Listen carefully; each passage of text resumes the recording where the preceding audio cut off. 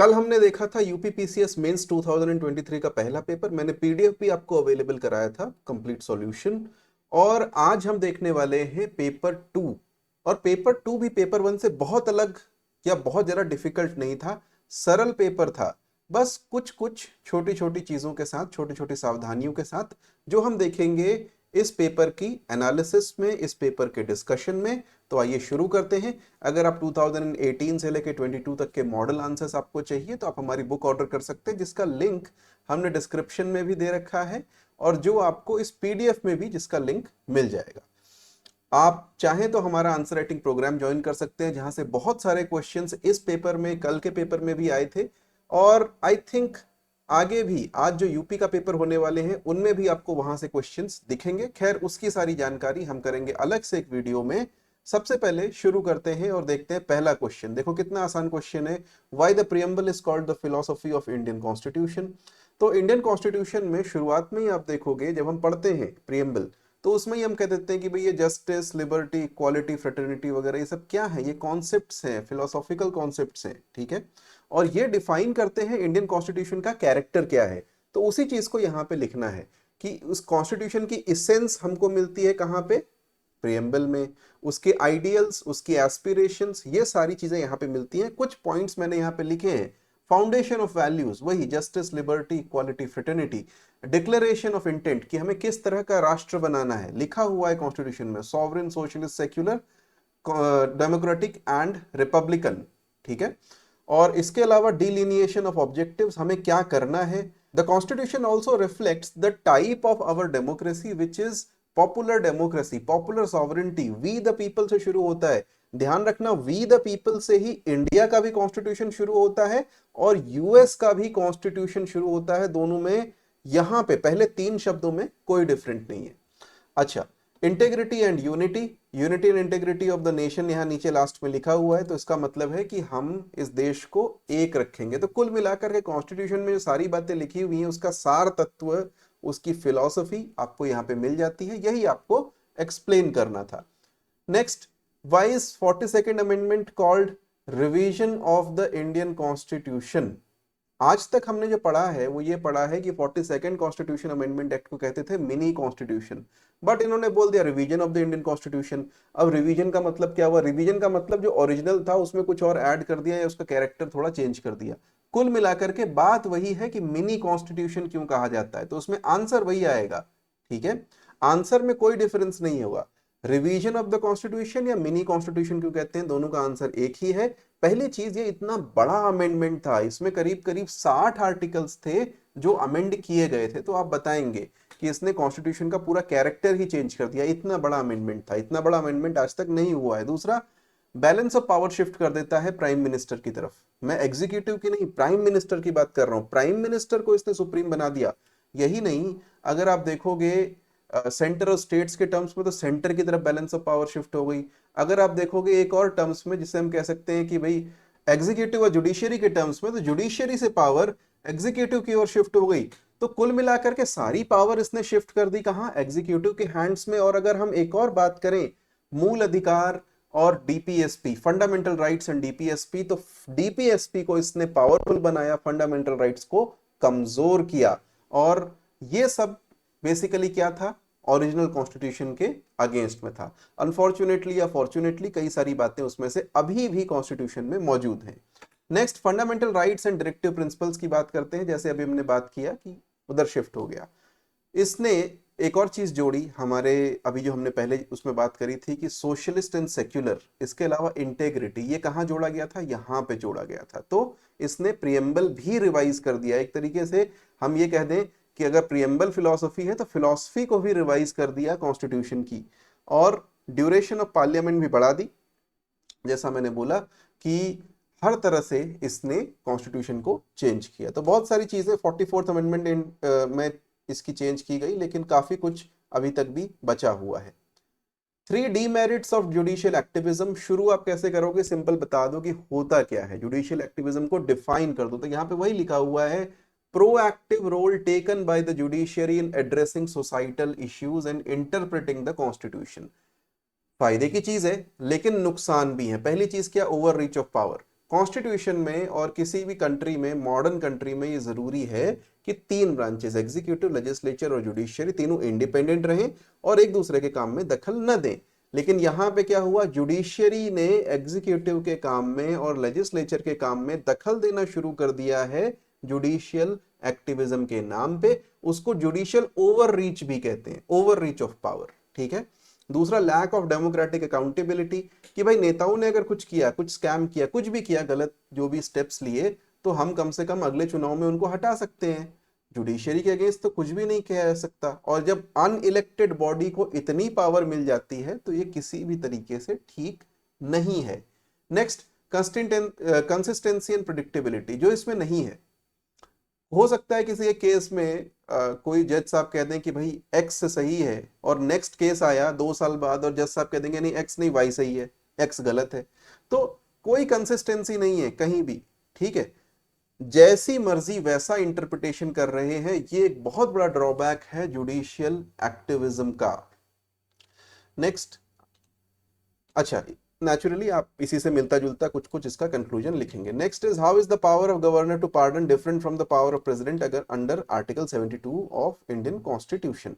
पहली चीज तो ये एक सरल आंसर था, इसका बहुत कठिन कुछ है नहीं। आपको कम से कम जो कॉन्स्टिट्यूशन के आर्टिकल्स हैं इसमें वो जरूर याद होने चाहिए कि 72 और 161 की बात हो रही है। तो गवर्नर के बारे में आप लिखेंगे, आर्टिकल 161 में गवर्नर के पास ये पावर है किन लॉज में जो स्टेट लिस्ट के तहत बनाए गए। जैसे बहुत सारे लॉ होते हैं जो स्टेट इनेक्ट करता है, तो उसमें गवर्नर को पावर है। प्रेसिडेंट को पावर है कि उसमें आर्टिकल 72 में किसी से भी रिलेटेड, यूनियन लिस्ट से भी रिलेटेड। अब डिफरेंस क्या है, पूछा तो यही है ना कि हाउ इज इट डिफरेंट, ठीक है। तो ये जो पार्ट है ये तो एक तरीके से आपका, आप कह सकते हो कि इंट्रोडक्शन का ही पार्ट हो गया। अब डिफरेंस है पहली चीज कि गवर्नर की, सॉरी, प्रेसिडेंट की ओवरराइडिंग पावर है। गवर्नर का जो कुछ भी डिसीजन है वो प्रेसिडेंट के पास जाके ओवरटर्न हो सकता है, लेकिन प्रेसिडेंट का डिसीजन ओवरराइड नहीं किया जा सकता, वो सुप्रीम है। दूसरी चीज है, कोर्ट मार्शल के केसेस में भी प्रेसिडेंट काम कर सकता है, ट्रिब्यूनल के केसेस में भी प्रेसिडेंट अपना कुछ जो जजमेंट है वो दे सकता है, लेकिन गवर्नर ऐसा नहीं कर सकता है। तो बेसिकली ये डिफरेंस है, लेकिन इतने से डिफरेंस को बताने के लिए आपको एग्जाम्पल्स देने जरूरी हैं। तो ये हमने यहाँ पे लिखे नहीं है, जब बुक में हम लिखेंगे तो हम उसमें एग्जाम्पल्स के साथ इसको आपको प्रोवाइड करेंगे। और एक कोर्ट का हमने फैसला भी यहाँ पे मेंशन किया हुआ है, हम उस कोर्ट के जजमेंट को भी कोट करेंगे वहां पे। नेक्स्ट क्वेश्चन है, transparency and accountability are complementary to each other, comment. अब ट्रांसपेरेंसी एंड अकाउंटेबिलिटी नेचुरली एक दूसरे से जुड़े हुए मतलब कॉन्सेप्ट्स हैं, तो इनको आप वहां पे बताओगे कि किस तरीके से इनकी इंटरडिपेंडेंस है। तो पहली चीज आप बताओगे, आप डिफाइन करोगे कि ट्रांसपेरेंसी का मतलब क्या है और अकाउंटेबिलिटी का मतलब क्या है, ठीक है। तो ट्रांसपेरेंसी का मतलब ओपननेस, दिख रहा है कि जो कर रहे हैं वो कार्य हो क्या रहा है, ऐसा नहीं कि जनता को पता ही नहीं कि क्या हो रहा है। और अकाउंटेबिलिटी का मतलब answerability for actions and decisions taken, जो आपने जो कुछ भी किया हुआ है, जो कोई भी आपने कृत्य किए हुए हैं अपने अधिकारी रहते हुए, उनके लिए आप उत्तरदायी हैं कोर्ट में भी और वैसे एडमिनिस्ट्रेटिवली। तो ये अकाउंटेबिलिटी होती है। तो पहली चीज है इंटरडिपेंडेंस। ट्रांसपेरेंसी बेसिकली अकाउंटेबिलिटी को लेकर के आती है, क्योंकि जब ट्रांसपेरेंसी रहेगी तो जनता को पता है कि क्या हो रहा है, और अगर जनता को पता है और उससे लग रहा है कुछ गलत हुआ है तो वो कहां जा सकती है, वो जा सकती है पब्लिक ग्रीवांसेस सिस्टम के थ्रू और आपको अकाउंटेबल होल्ड कर सकती है। अगर है ही नहीं, ट्रांसपेरेंसी ही नहीं है, तो अकाउंटेबिलिटी करना बहुत मुश्किल है। अगर आपको पता ही नहीं कुछ गलत हो रहा है तो आप गलत के लिए एक्शन नहीं ले सकते हैं। It is easier to hold individuals accountable when there is transparency. Public trust, transparency की वजह से पब्लिक ट्रस्ट बनता है और अकाउंटेबिलिटी से वो ट्रस्ट री होता है। और जैसा कि बार बार कहा जाता है कि जब भी आप कभी एडमिनिस्ट्रेटिव काम कर रहे हो तो न केवल जस्टिस और फेयरनेस होनी चाहिए, जस्टिस होते हुए भी दिखना चाहिए। तो वो पब्लिक ट्रस्ट बहुत जरूरी है। Next, decision making process. तो ट्रांसपेरेंट प्रोसेस की वजह से क्या होगा, डिसीजन मेकिंग अच्छी होगी, स्कैम्स वगैरह नहीं होंगे, अकाउंटेबिलिटी इंश्योर किया जाएगा कि भाई जो डिसीजंस हैं वो बेस्ट इंटरेस्ट में है स्टेक होल्डर्स के। तो यहां भी एक दूसरे को कॉम्प्लीमेंट कर रहे हैं। And ultimately there is a feedback mechanism.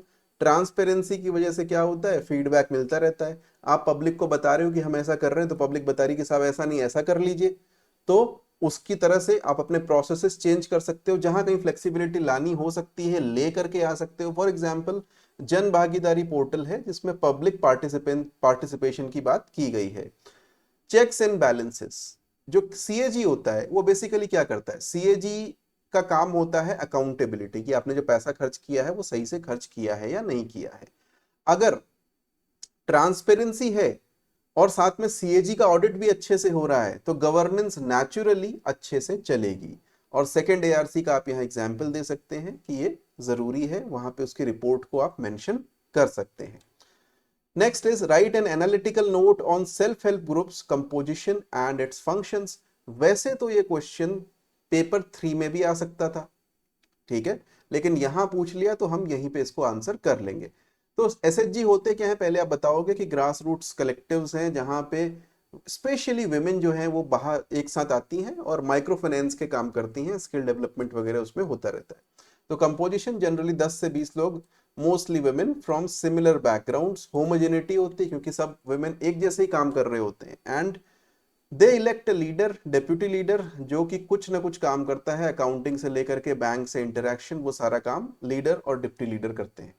Functions क्या है, तो आपसे पूछा क्या गया है फंक्शंस की करते क्या है, ठीक है, तो फंक्शंस आप बताएंगे। नंबर 1, ये सेविंग्स एंड क्रेडिट का काम करते हैं, जो इनका मेन फंक्शन है और जिसके लिए गवर्नमेंट ने इनको लिंक भी किया था बैंक से नबार्ड के थ्रू, तो 1982 के बाद से ये काम भी हुआ। एनीवेज, तो मेंबर्स क्या करते हैं कि कॉमन फंड में पैसे डालते हैं और वहां से जिसको लोन चाहिए होता है उसको दिया जाता है। कई बार क्या होता है, लोन नहीं है, पैसे नहीं है, तो आप उधार ले सकते हो बैंक से, तो वो क्रेडिट लाइन भी मिलती है। स्किल डेवलपमेंट हो सकता है, लाइवलीहुड क्रिएशन होता है, social empowerment, bank linkage, awareness, ये सब कुछ वो है जो आपने अपनी किताब में पढ़ा है, ऐसे का ऐसा यहाँ पे लिख देना है। Ultimately they act as a catalyst for socio economic transformation. और नबार्ड का एसएचजी बैंक लिंकेज प्रोग्राम जिसकी बात मैं भी कर रहा था वो आप यहाँ मेंशन कर दीजिए, बहुत कुछ मेंशन करने की जरूरत नहीं है, that is sufficient. Next question, application of information and communication technology is for delivering government service, discuss. ठीक है, कुल मिला के ई गवर्नेंस पे सीधा क्वेश्चन आ गया कि ई गवर्नेंस क्या है और किस तरीके से होती है। तो खैर वही हमने लिखना है, इंफॉर्मेशन एंड कम्युनिकेशन जो टेक्नोलॉजी है उसके बारे में, और नेशनल ई गवर्नेंस प्रोग्राम भी है एनईजीपी। अब मैंने यहाँ पे लिखा नहीं है लेकिन आपको लिखना चाहिए कायदे से, जिस समय मैं टाइप कर रहा था मेरे ध्यान में नहीं आया, लेकिन एग्जाम में जरूर आपके ध्यान में आया होगा और आपने लिखा भी होगा, नेशनल ई गवर्नेंस प्रोग्राम भी है। तो उसी के अंडर में आपको देखेगा फॉर एग्जाम्पल प्लेटफॉर्म जैसे उमंग, ठीक है, तो ये क्या करते हैं, एक ही ऐप से बहुत सारी गवर्नमेंट सर्विसेज आपको अवेलेबल करा देते हैं, क्योंकि कितने सारे गवर्नमेंट के पोर्टल खुल गए, कितने सारे ऐप है, क्या क्या डाउनलोड करे आदमी, तो उमंग से सारा काम कर लो। ई गवर्नेंस, तो नेशनल ई गवर्नेंस प्रोग्राम में उसने बोला है कि जैसे टैक्स पेमेंट्स है, लाइसेंस रिन्यूअल, एप्लीकेशन प्रोसेसिंग, जितनी भी चीजें हैं सब कुछ ऑनलाइन हो जाए तो बहुत बढ़िया, आपको आना ही ना पड़े। तो ई टिकटिंग से लेकर के आपके टैक्स पेमेंट्स तक सब कुछ ऑनलाइन हो सकते हैं और होते हैं। Transparency and accountability, ICT tools की वजह से क्या होता है कि आपके जो पीजी होती है, पब्लिक ग्रीवेंसेस होते हैं, वो आप इजीली ट्रैक कर सकते हो। तो सीपी ग्राम्स बनाया है, यही नहीं आप यहाँ पे ये भी बता सकते हो कि ऑनलाइन आरटीआई पोर्टल भी बना हुआ है। तो सीपी ग्राम्स भी है और आरटीआई पोर्टल भी है, ट्रांसपेरेंसी भी है और अकाउंटेबिलिटी भी है। किससे है, इंफॉर्मेशन और कम्युनिकेशन टेक्नोलॉजी की वजह से। एफिशिएंसी, तो प्रोसेसिंग टाइम्स कम होते हैं, और एक एग्जाम्पल है जैसे पासपोर्ट इश्यू करने में या टैक्स रिटर्न्स में। इसके अलावा बहुत सारी चीजों में आपको दिखेगा कि एफिशिएंसी बढ़ गई है। अब क्या होता है कि जनरली सीएम के पास में और पीएम के पास में एक डैशबोर्ड होता है और उसमें दिखता रहता है कि कौन सा डिपार्टमेंट में कितनी फाइल्स कहाँ पे पेंडिंग है। अगर वो चाहें एग्जैक्टली किस ऑफिसर के पास पेंडिंग है वो अपने एक क्लिक पे पता कर सकते हैं कोई भी फाइल के बारे में, ठीक है, तो it is good.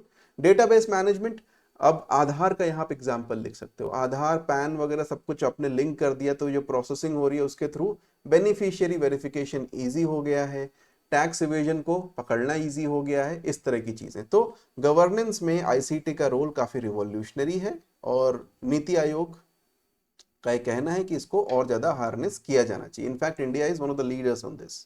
Next question है आईआर से, the failure of SAARC forced India to strengthen BIMSTEC, explain. Explain का मतलब है इस क्वेश्चन को आप, मतलब इस स्टेटमेंट को आप सही मानोगे और सही मानते हुए आप इसका आंसर बताओगे। तो पहली चीज है, सार्क है क्या चीज? रीजनल कोऑपरेशन फ्रेमवर्क है, ठीक है। बिम्स्टेक है क्या चीज? उसका फुल फॉर्म भी लिख सकते हो कि Bay of Bengal multi sectoral technical economic cooperation वगैरह आपने लिख दिया। उसके बाद क्या, सार्क में इश्यूज क्या हुए? अब भाई 1986 में फाउंड हो गया था, उसके बाद से political differences, mostly India Pakistan की बात, कुल मिला के कोई बात नहीं है, सिर्फ इंडिया और पाकिस्तान उसकी वजह से ये फेल हो गया। हमने साफ्टा भी किया, ठीक है, यानी एक ट्रेड एग्रीमेंट भी किया, लेकिन फ्री ट्रेड एग्रीमेंट भी हमारा सक्सेसफुल नहीं हो पाया साफ्टा, और इस वजह से हमें क्या करना पड़ा कि चलो पाकिस्तान को हटाओ, बाकी सबको बिम्स्टेक में ले लेते हैं। कुल मिलाकर के हमने इसके लिए क्या किया कि उनको बे ऑफ बंगाल लिटोरल स्टेट बोल दो, अरेबियन सी वाले पोर्शन को हटा दो। तो वहां कौन मतलब पाकिस्तान ही था, अफगानिस्तान से तो खैर क्या ही फर्क पड़ना है हमें। तो उसके साथ में इश्यू क्या थे? एक तो इंडिया पाकिस्तान की राइवलरी, दूसरा सिक्योरिटी के कंसर्न थे। अब बिम्स्टेक का advantage, linking south and south east Asia. BIMSTEC के जस्ट बगल में एक बड़ी ग्रुपिंग है जिसका नाम है आसियान, आसियान से आप डायरेक्टली कनेक्टेड हो जाते हो, ठीक है। दूसरा, और कुछ मेंबर्स तो कॉमन भी है। अच्छा, दूसरा, common interests like maritime security, trade, cultural exchange, focused cooperation, और हमारे हिस्टोरिकल रिलेशनशिप भी इस तरह की रही है कि हमने मैरीटाइम ट्रेड इस एरिया में किया हुआ है। और यहाँ पे पाकिस्तान वगैरह कुछ है नहीं, तो कोई परेशानी नहीं है, आराम से हम उसको ड्राइव कर सकते हैं। एक्ट ईस्ट पॉलिसी भी इसके साथ में अलाइन होती है। लेकिन अब ये यहाँ पे लिखा नहीं है ना, लिखना है आपने, मैं वैसे ही बता दूं, बिम्स्टेक में भी कोई खास प्रोग्रेस अभी तक हो नहीं पाई है, और उसके पीछे कारण अलग है, वहां पाकिस्तान नहीं है, कुछ और कारण है, ठीक है। Explain the rational behind India's involvement in quad. तो सबसे पहले आप बताओगे क्वाड है क्या, कब बना था? यहाँ पे मैंने ये नहीं लिखा कब बना था, आपको लिखना चाहिए कायदे से, ठीक है। तो Quad was formed in this, और इसमें कौन सी कंट्रीज है? India, Japan, USA and Australia, and this is related to कौन सा रीजन? Indo Pacific. देखो यहाँ पे लिखा हुआ है इंडो पैसिफिक रीजन, तो ये इंडो पैसिफिक जो यूएस की स्ट्रैटेजी है उसका पार्ट है क्वाड, ठीक है। तो क्या हो रहा है? स्ट्रैटेजिक बैलेंस इन इंडो पैसिफिक, चाइना का असर्टिव पोस्चर है साउथ चाइना सी में, तो उसको बैलेंस करने के लिए हमको चाहिए इंडो पैसिफिक में एक पावरफुल ग्रुप, वो बन गया quad. Japan, USA, India, Australia, चारों ही ठीक ठाक कंट्री हैं इकोनॉमिकली भी और मिलिटरीली भी, तो बन गया।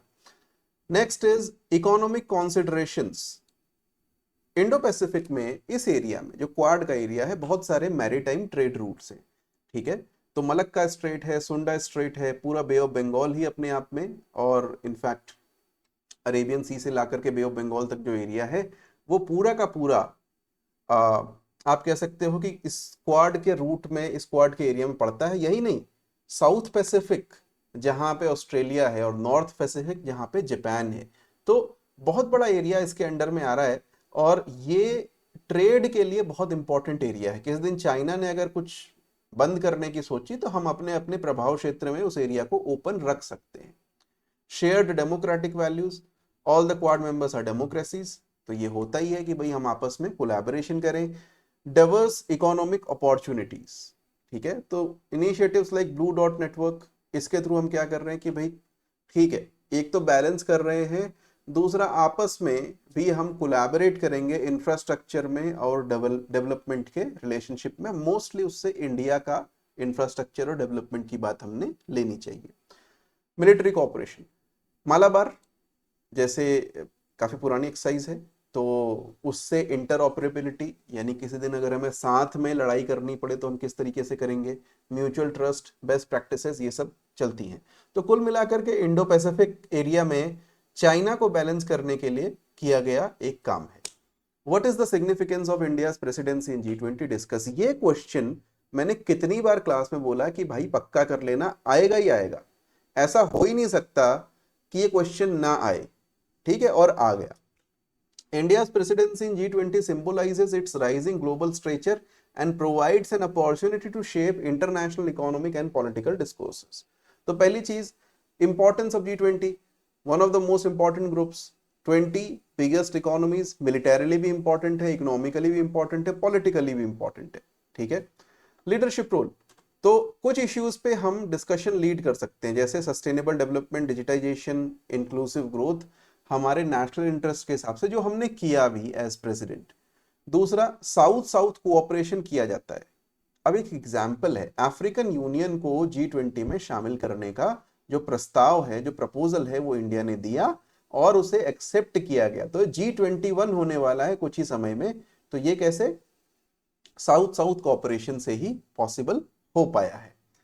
अच्छा, प्रमोट इंडियन इनिशिएटिव्स, तो जनधन योजना, digital India, UPI, Ayushman Bharat, ये सब भी हम ग्लोबल स्टेज पे ले जा सकते हैं। इनफैक्ट हो सकता है कि इसके हमें ये भी फायदे हों कि कुछ हमारी टेक्नोलॉजी बाहर के कंट्रीज में भी यूज हो जाए। क्लाइमेट चेंज को लेकर के हमने काफी काम किया। इंटरनेशनल इंस्टीट्यूशंस में रिफॉर्म को लेकर के, अब World Bank and IMF they are called to G20, sorry T20 बोल गया, तो G20 में उनको बुलाया जाता है एज ऑब्जर्वर्स।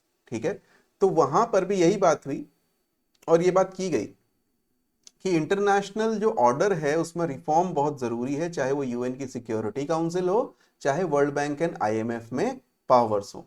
लेकिन बहुत सारी चीजें चल रही हैं, Sino US disputes, Russian war in Ukraine. तो इंडिया ने एक जो अभी स्टेटमेंट निकला था उसमें भी हमने ये ट्राई किया कि लोगों के बीच में कोऑर्डिनेशन बने, जो स्टेटमेंट निकले वो कम से कम सबकी उसमें सहमति हो, एक लेवल पे लोगों के बीच में आपस में सहमति होनी चाहिए।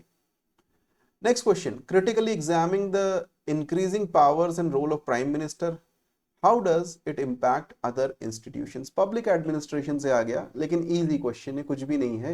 आप पहले ट्रेस करोगे कि भाई किस तरीके से प्राइम मिनिस्टर की पावर्स इंक्रीज हो रही हैं, और ऐसा हमेशा नहीं होता है।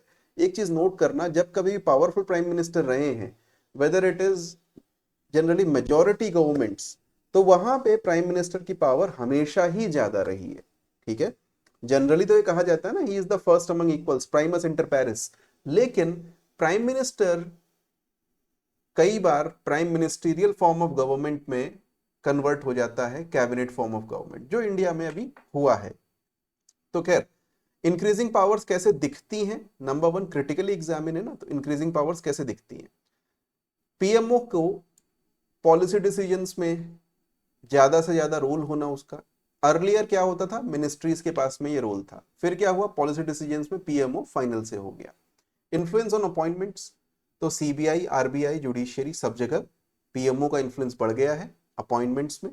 ठीक है, media management and public relations campaign like मन की बात, तो उसके थ्रू PM डायरेक्टली लोगों से कनेक्ट हो सकता है। वो इंफॉर्मेशन ऑन ब्रॉडकास्टिंग मिनिस्टर पे डिपेंडेंट नहीं है, सोशल मीडिया की वजह से वो किसी और पे डिपेंडेंट है ही नहीं, डायरेक्टली कनेक्ट हो रहा है। ठीक है, इंपैक्ट ऑन अदर इंस्टीट्यूशंस, अगर कोई डोमिनेंट PM है तो वो बाकी सबको साइड कर सकता है। कलेक्टिव डिसीजन मेकिंग कुछ नहीं है, जो है सब PM है, क्योंकि PM ने चुनाव जिताना है। तो अगर होता है तो पार्लियामेंट्री प्रोसेस, उससे नुकसान होता है। कोई लोकसभा, राज्यसभा, कैबिनेट, किसी की कोई सैंक्टिटी नहीं बचती है। ब्यूरोक्रेसी, उनको लगता है कि हम PM की बात सुनेंगे तो ज्यादा अच्छा रहेगा, मंत्रियों को हम इग्नोर भी कर सकते हैं। और ये बात बहुत सुनने में आती है कि जो पावर में है पार्टी, उसके भी विधायक और उसके भी मंत्री अपने अपने अफसरों से परेशान रहते हैं, क्योंकि उनकी बात नहीं सुनी जाती है। ठीक, जुडिशरी, तो ओबीडियंट जुडिशरी बन सकती है, जैसे इंदिरा गांधी के टाइम पे हुई थी, तब भी PMO स्ट्रॉन्ग था। And federal structure, powerful PM state leaders को किनारे लगा सकता है और बोलेगा कि भाई जो हूं मैं हूं।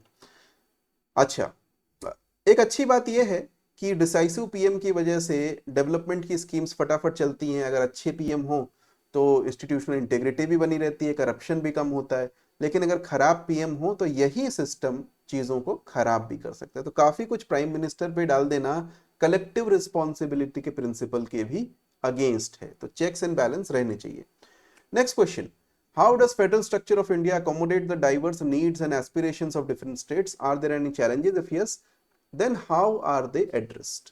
क्वेश्चन क्या है, दोबारा देखो, फेडरल स्ट्रक्चर इन इंडिया, ठीक है, और diverse needs and aspirations of different states.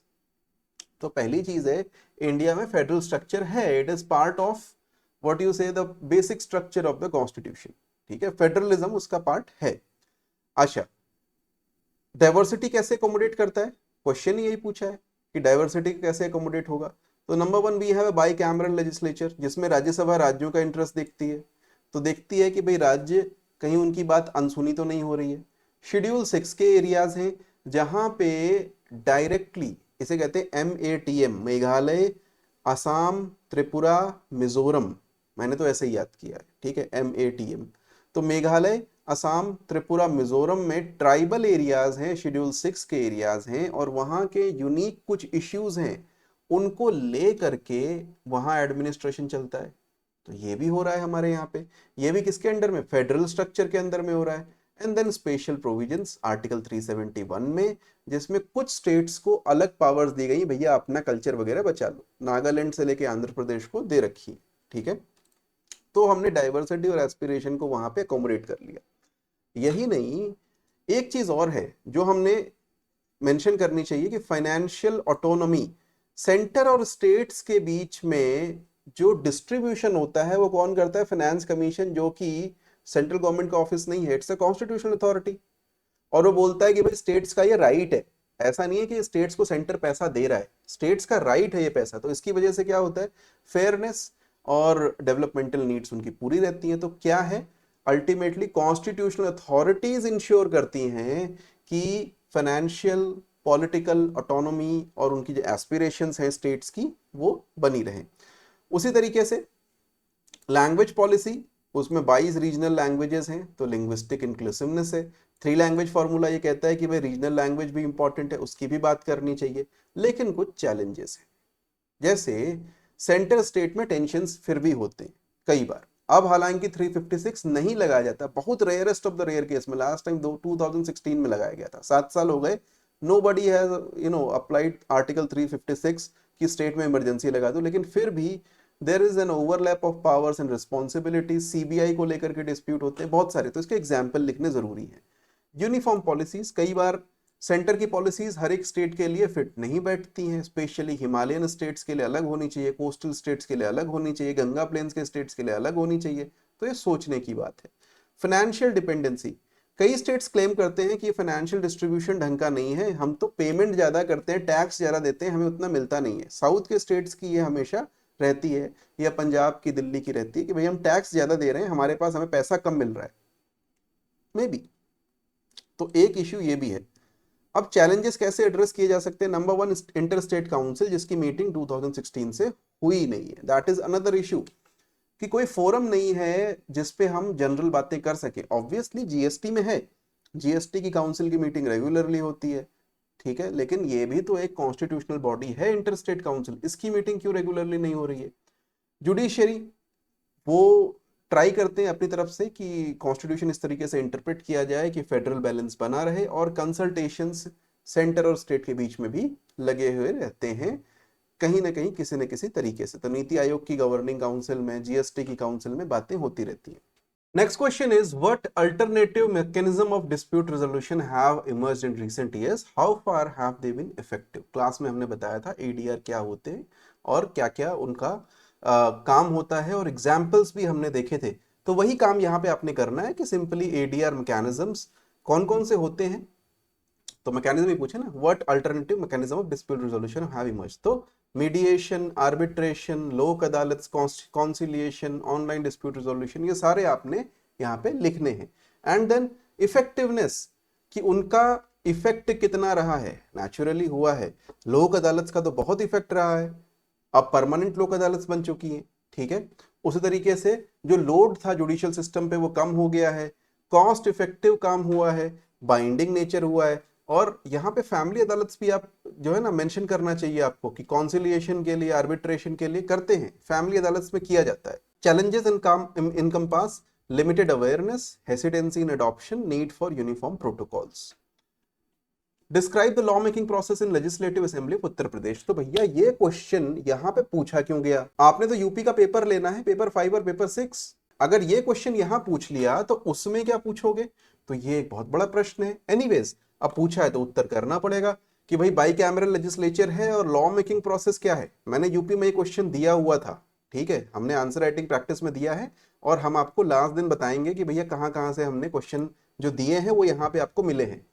तो इनिशिएशन बिल इंट्रोड्यूस किया जाता है, और विधानसभा में मनी बिल जो है केवल विधानसभा में इंट्रोड्यूस हो सकता है, बाकी सब ईदर हाउस में इंट्रोड्यूस हो सकता है। ये ध्यान में रखना, कॉन्स्टिट्यूशनल अमेंडमेंट एक्ट का बिल का कोई सीन ही नहीं है, क्योंकि विधानसभा है, लेजिस्लेटिव असेंबली में कभी भी कॉन्स्टिट्यूशन असेंबल जो अमेंडमेंट बिल है नहीं आ सकता है।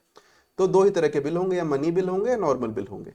विधानसभा फर्स्ट रीडिंग होगी, सेकंड रीडिंग होगी, वही है जो लोकसभा में होती है, और थर्ड रीडिंग होगी, और उसके बाद से इसको पास कर दिया जाएगा।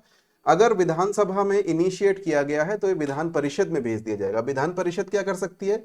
विधान परिषद इस बिल को पास कर दे और उसके बाद गवर्नर को भेज दे कि साहब पास कर दीजिए, आप इसको साइन कर दीजिए, अमेंडमेंट करके रिटर्न कर दे, अमेंडमेंट पास करे रिटर्न कर दे, या विदहोल्ड कर ले। मनी बिल्स को विधान परिषद विदहोल्ड नहीं कर सकती 14 दिन से ज्यादा, ये एकदम राज्यसभा की तरह है। अब राज्यसभा से अलग कहां है वो जरूर लिखना है, और वहीं पे मेन गेम है जिसके आपको मार्क्स मिलने हैं, जो हमने लिखा है नेक्स्ट पॉइंट में। अगर काउंसिल 3 महीने के अंदर बिल रिटर्न नहीं करती है, इन तीनों में से कुछ भी नहीं किया, ठीक है, मनी बिल भी नहीं है, मनी बिल होता तो 14 दिन में पास हो गया, तो 3 महीने बाद क्या होगा कि असेंबली उसको दोबारा पास कर सकती है। या तो 3 महीने तक रख लिया, या रिजेक्ट कर दिया, या पास अमेंडमेंट के साथ में कर दिया, तो असेंबली उसे दोबारा पास कर सकती है, सेम फॉर्म में जैसे था वैसे ही कर देगी।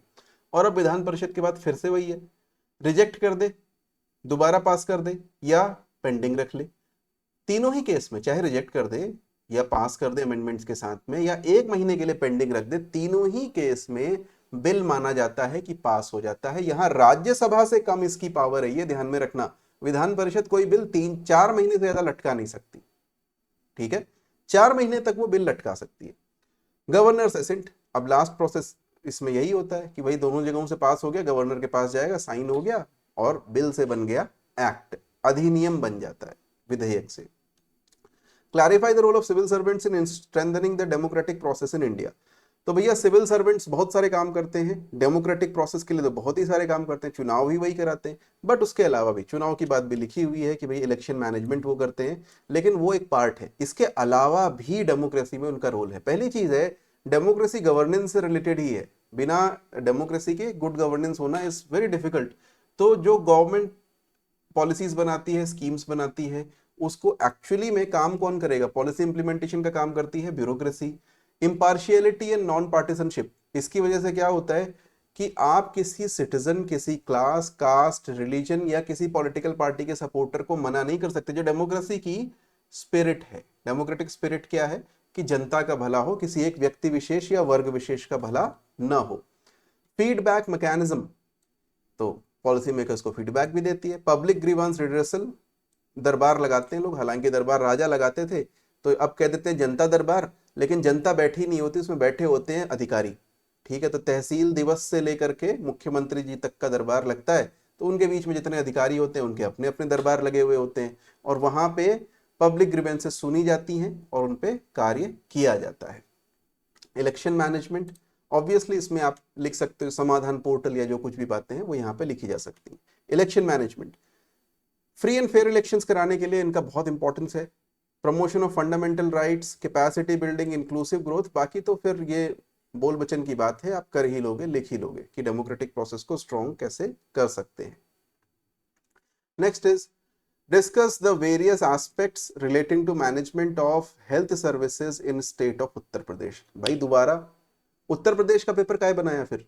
मुझे ऐसा लगता है कि इन्होंने ना पेपर दे दिया किसी, जो ना पुराने 2-3 पेपर थे वो दे दिए किसी को, और बोले कि लो इसके बेसिस पे पेपर बना दो। उसने अपना पेपर बना दिया सबसे आसान क्वेश्चन दे करके, और उत्तर प्रदेश भी ऐसे रहने दिया। उसे ये भी नहीं बताया कि उत्तर प्रदेश का अलग पेपर है, ये मत पूछो। और कोई आश्चर्य मत करना उत्तर प्रदेश में अगर यही क्वेश्चन दोबारा पूछ लिए जाएं, यानी क्वेश्चंस रिपीट हो जाएं, ठीक है। तो देखेंगे हम आने वाले दिनों में, देखेंगे, डेली एक वीडियो निकलेगा। तो आज अगर हम सेकंड का निकाल रहे हैं, कल हमने फर्स्ट का निकाला था, तो जल्दी ही हम जो थर्ड है उसका वीडियो भी आपके सामने रिलीज करेंगे। Third paper, fourth paper, fifth, sixth, last में एक एनालिसिस का वीडियो निकालेंगे। तो क्वेश्चन क्या था भाई साहब कि management of health services easy है। सबसे पहले तो आप ये बताओ कि हेल्थ सर्विसेज का स्ट्रक्चर उत्तर प्रदेश में कैसा है। तो हमारे पास में प्राइमरी हेल्थ केयर सर्विसेज हैं, कम्युनिटी हेल्थ सेंटर्स हैं, और उसके बाद से फिर टर्शियरी लेवल के हॉस्पिटल्स हैं। इनके लिए जनरली एक बजटरी एलोकेशन आता है, उसके हिसाब से ही होता है। तो 1 डिस्ट्रिक्ट हॉस्पिटल एवरी डिस्ट्रिक्ट में होता ही है। देन ह्यूमन रिसोर्सेज किस तरीके के हैं, तो हेल्थ इंफ्रास्ट्रक्चर का पार्ट है ह्यूमन रिसोर्सेज, हेल्थ सर्विसेज का पार्ट है। अगर ह्यूमन रिसोर्स यानी डॉक्टर, कंपाउंडर, नर्स वगैरह नहीं है तो आपका क्या हेल्थ सर्विसेज है, कुछ भी नहीं है, तो उनकी बात आप कर सकते हो। पब्लिक हेल्थ प्रोग्राम्स, तो ये भी हेल्थ सर्विसेज का पार्ट है। आप एनआरएचएम की बात कर लीजिए, आप बात कर सकते हैं जो इंश्योरेंस स्कीम चल रही है उसकी बात, फिर आप डिजिटल। अब देखो यहां तक सब लोग बात करेंगे, आपको कुछ नई बातें करनी है जिससे आपका पेपर में नंबर अच्छा आए। तो वो नई बातें क्या, पहली बात आप करोगे डिजिटल हेल्थ इनिशिएटिव्स, ठीक है, कि किस तरीके के इनिशिएटिव्स लिए जा रहे हैं जिससे पता चले कि जो गांव के लोग हैं, जो अस्पतालों से दूर रह रहे हैं, उनको भी कुछ हेल्प मिले। आईसीटी का यूज कैसे हो रहा है, ठीक, तो ई हेल्थ, टेलीमेडिसिन से लेकर के डिजिटल हेल्थ रिकॉर्ड तक, पब्लिक प्राइवेट पार्टनरशिप किस तरीके से चल रही है, और इंडिकेटर्स की मॉनिटरिंग। अब देखो इसको अगर आपको और अच्छा करना है तो एक तरीका और है, आप सस्टेनेबल डेवलपमेंट गोल्स उससे इसे कनेक्ट कर दीजिए और आपका जो आंसर है बहुत अच्छा होगा। तो आप समझिए कि आंसर को कैसे इनरिच करना है ताकि आपके नंबर इसमें अधिक आए। What is the citizens charter, what is its role in welfare of citizens, ठीक है, तो सिटीजन चार्टर क्या है भाई, सीधे सीधे बता दिया, उसको डिफाइन कर दिया। यहाँ लिखा हुआ है voluntary declaration by public service organisations regarding standard of service delivery, remedies available, information disclosure. हर एक जगह सरकारी ऑफिसों में बोर्ड लगा हुआ होता है कि भैया इस दिन से इस दिन तक ये काम होता है, इस काम के होने के इतने दिन में हो जाना चाहिए, आपका लाइसेंस मिल जाना चाहिए तो कितने दिन में मिल जाना चाहिए, कितनी फीस लगती है, वो सारी चीजें, और अगर शिकायत करनी है तो कहाँ करें, ये सब भी वहां पे लिखा होता है। ऑब्जेक्टिव्स, ट्रांसपेरेंसी, अकाउंटेबिलिटी, ग्रीवेंस रिड्यूसल, कुल मिलाकर के वही जो आपने पढ़ा हुआ है गुड गवर्नेंस में, वही चीजें हैं, ठीक है। तो सिटीजन चार्टर को सीधा सीधा लिख देना, इससे इजी क्वेश्चन इसमें नहीं आ सकता था। ट्रस्ट इन्हांस होता है, इंपावरमेंट, एफिशिएंसी, इंक्लूसिव ग्रोथ वगैरह वगैरह, कुछ भी नया नहीं है यहाँ पे बताने के लिए। Next question, India is ready for world leadership, analyse this comment. अब सबसे पहले तो भैया वर्ल्ड लीडरशिप का मतलब क्या होता है, ठीक है, हाँ भाई हम क्यों नहीं कहेंगे, हम तो इंडियंस हैं, हमारी वास्ट पॉपुलेशन, इकोनॉमिक ग्रोथ है, स्ट्रैटेजिकली हम मजबूत हैं, तो हमको ग्लोबल लीडर बनना चाहिए, विश्व गुरु बनना चाहिए, ठीक है, वर्ल्ड लीडरशिप में। तो पहली चीज है इकोनॉमिक स्ट्रेंथ की बात करें कि 2025 तक हम थर्ड लार्जेस्ट इकोनॉमी बन जाएंगे, currently we are fifth largest economy, ठीक है, तो जापान को भी पीछे छोड़ देंगे 2025 तक। हम डिजिटाइजेशन कर रहे हैं, मेक इन इंडिया कर रहे हैं, जो भी दुनिया भर की स्कीम्स लेके आ रहे हैं, पीएलआई स्कीम्स लेके आ रहे हैं जिसके थ्रू हमारे यहाँ पे मैन्युफैक्चरिंग बहुत तेजी से, अब तो आईफोन भी इंडिया में बनने लगे हैं। डेमोग्राफिक डिविडेंड हमें मिलने वाला है, अब मिलने वाला है कि नहीं मिलने वाला है वो एक अलग बात है, लेकिन लिखना है कि भैया हमारे पास दुनिया की सबसे युवा जनता है, जो मार्केट भी है, चाहे ड्रीम 11 उनसे खिलवा लो, और जिनसे अगर काम करवाना चाहते हो तो काम करवा लो, कुछ नहीं तो जोमेटो डिलीवरी करवा लो, कुछ तो करवाओ, ठीक है। तो डेमोग्राफिक डिविडेंड हमारे पास में बहुत है, प्रोडक्टिव लेबर है। नेक्स्ट, सॉफ्ट पावर, तो इंडिया कल्चरल एक्सपोर्ट्स, उनके थ्रू भी हम अपनी पावर एक्सर्ट कर सकते हैं, बॉलीवुड, योग, आयुर्वेद। स्ट्रैटेजिक लोकेशन एकदम बीच में है, दुनिया का जो ट्रेड रूट था, हजारों साल तक दुनिया का ट्रेड यूरोप से चाइना तक फैला हुआ था और उसके बीच में था इंडिया, और इंडिया से होकर के सारा ट्रेड गुजरता था। अभी अमेरिका बन गया है, लेकिन यूरोप से चाइना के बीच में या ईस्ट से वेस्ट जाने के बीच में इंडिया अभी भी बीच में पड़ता ही है, ठीक है। तो हमारी जियो पॉलिटिकल सिग्निफिकेंस है जिसको कोई मना नहीं कर सकता है। Plus we are connected to, we are nearby to oil rich regions of Central Asia, Middle East के जो ऑयल वाले रीजन्स हैं, तो है। फिर भी हमारे पास चैलेंजेस हैं, ठीक है। अच्छा, एक चीज मैंने यहाँ पे नहीं लिखी जो आपको लिखना चाहिए, और वो ये है कि इंटरनेशनल ऑर्डर में हमारी जगह है, वो भी चैलेंजेस में आप लिखोगे, ठीक है। तो हमारे पास पॉवर्टी, इनइक्वालिटी, इंफ्रास्ट्रक्चरल डेफिसिट्स हैं, बॉर्डर डिस्प्यूट्स हैं, लेकिन इंटरनेशनल ऑर्डर की बात हम कहें तो क्या लिखोगे कि भैया सिक्योरिटी काउंसिल में पहले तो जगह चाहिए, वरना कौन आपको एक्सेप्ट कर रहा है, कुछ नहीं कर रहा है, कुछ नहीं, पहला होना चाहिए सिक्योरिटी काउंसिल रिफॉर्म, ठीक है। तो हमें वहां पे घुसना है, तो इसके लिए हमें क्या करना है, हमको दोस्तियां बनानी है इधर उधर दुनिया भर के लोगों से। तो यहाँ पे लिखा हुआ अंग्रेजी में, international engagements aligning with global aspirations and responsibilities. Next question, how the Indian diaspora has emerged as an asset in the protection of national interest in America, analyze it। हम अमेरिका की बात कर रहे हैं तो इसका स्कोप बहुत छोटा हो गया है, ठीक है। तो Indian diaspora in America, millions of लोग वहां पे रहते हैं और उन्होंने काफी सारा अच्छा काम किया है भारत के लिए और कर सकते हैं, ठीक है, एसेट है हमारा। जैसे पॉलिटिकल इन्फ्लुएंस, तो आप नाम ले लो, कमला हैरिस, अभी विवेक रामास्वामी भी चुनाव लड़ रहे हैं, इसके अलावा और भी हैं वहां पे, बॉबी जिंदल से लेकर के, और चुनाव लड़ने वालों में ही निक्की हैले भी हैं, जो कि निमरत कौर नाम है मेरे ख्याल से उनका, यही की है, पंजाब के रहने वाले। तो उनके थ्रू पॉलिटिकल इन्फ्लुएंस भी है हमारा वहां पे। और कांग्रेस में बहुत सारे लोग हैं इंडियन ओरिजिन के, सेनेट में हो सकता है ना हो, लेकिन कभी ना कभी आएंगे लोग इंडियन ओरिजिन के धीरे धीरे। सेनेट की हेड तो कमला हैरिस ही है। इकोनॉमिक कंट्रीब्यूशन, तो बहुत सारे इंडियन अमेरिकन वहाँ पे बड़ी बड़ी फर्म्स के हेड हैं। यहाँ पे एग्जाम्पल लिखना जरूरी है, सुंदर पिचाई से लेकर के सत्या नडेला, जो कोई भी है नाम लिख दो, कोई दिक्कत नहीं है, कि वो वहाँ पे बड़ा उन्होंने काम किया हुआ है, और उनके इन्फ्लुएंस से भी इंडिया में कुछ हो सकता है। ठीक है। सॉफ्ट पावर इन्हांसमेंट, तो cultural exchanges through art, cinema, literature, RRR का नाम लिख दो कि कितनी पॉपुलर हो गई थी वहां पे। स्ट्रैटेजिक पार्टनरशिप्स, इंडियंस वहां पे केवल छोटी जगहों पे नहीं है, छोटी जगहों पे मतलब इन जगहों पे ही नहीं है, इसके अलावा और स्ट्रैटेजिक जगहों पे, जैसे नासा में भी इंडियंस बहुत सारे इंडियन ओरिजिन के लोग हैं, वहां की आर्मी में और बाकी जगहों पे भी इंडियन ओरिजिन के लोग बहुत सारे हैं। तो उनके थ्रू भी हम काफी करीब आ सकते हैं strategically. Advocacy and diplomacy, lobbying होती है यूएस में, तो उसके थ्रू हो सकता है। इसके अलावा academic collaborations, there are number of Indian professors, researchers, students in US universities, भले वो मोस्टली, कहना नहीं चाहिए एंटी नेशनल है, लेकिन फिर भी चलो, आंसर में लिखने के लिए कोई परेशानी नहीं है, बस नाम मत लिख देना, क्योंकि नाम से पता चल जाएगा कि वो एंटी नेशनल है। ठीक है। तो वहां पे ये लोग हैं, और उनके थ्रू हम लोग जॉइंटली रिसर्च कर सकते हैं, एक्सचेंज प्रोग्राम कर सकते हैं। Okay, next last question, Indo Pak relations are an illusion at present, discuss the inherent problems that embitter Indo Pak relations repeatedly. अब 1947 से यही चल रहा है, हम एक दूसरे पे विश्वास करते नहीं, और करें भी कैसे, उनकी हरकतें ही ऐसी हैं। ठीक है, कुछ ना कुछ चलता ही रहता है। अभी हाल में ही उन्होंने अनंतनाग में हमला करवाया। तो पहली चीज है जो इश्यूज हैं, हाँ भाई बिल्कुल ऐसा ही है, इल्यूजन है, मिथ्या है, कुछ नहीं हो सकता है। प्रॉब्लम्स क्या है? प्रॉब्लम्स पहली है टेरिटोरियल डिस्प्यूट, कश्मीर, कश्मीर हमारा है, उन्होंने जबरदस्ती कब्जा करके रखा हुआ है।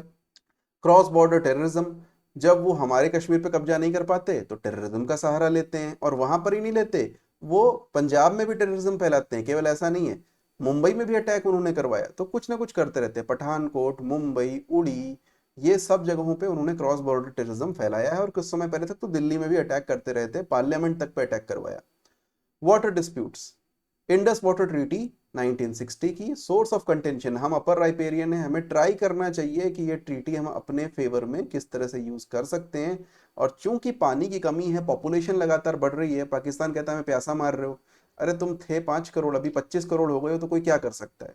5 करोड़ लोगों को हम पानी पिला देंगे, 10 को भी पिला सकते हैं, शायद 15 को पिला दें, 25 करोड़ को कैसे पानी हम पिला सकते हैं? कितना पानी हम पैदा कर दें हिमालय में? तो एक वाटर डिस्प्यूट है। डिप्लोमेटिक राइवलरी, इंटरनेशनली चाहते हैं कि दोनों एक दूसरे को आइसोलेट कर दें, तो वो चाहे रोम क्लब हो या जो भी हो, जनरली इंडिया जो करता है उसके अगेंस्ट में ही पाकिस्तान काम करता है। तो यहाँ पे आप लिख सकते हैं उन clubs, coffee club, Rome club वगैरह वगैरह। ठीक है।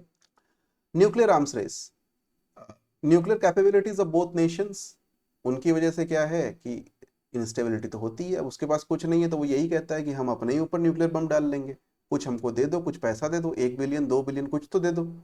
Domestic politics, often there is some sort of, अगर आप इंडिया में पाकिस्तान का सपोर्ट करोगे तो आप पॉलिटिक्स में जीत नहीं सकते, पाकिस्तान में इंडिया का सपोर्ट करोगे तो पॉलिटिक्स में जीत नहीं सकते।